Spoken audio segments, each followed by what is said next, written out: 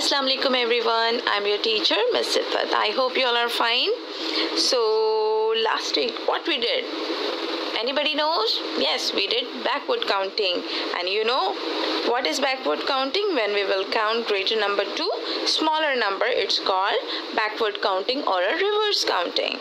So today we will start backward counting from 20 till 11. So let's count with me. 20, 19, 18, 17, 16, 15.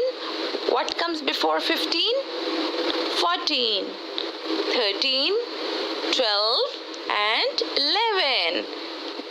Okay, let's do it again. 20, 19, 18, 17, 16, 15, 14, 13, 12 and 11. That's great. And now do you know what's your homework? You have to write backward counting in your notebook. That's great. Now practice it at home.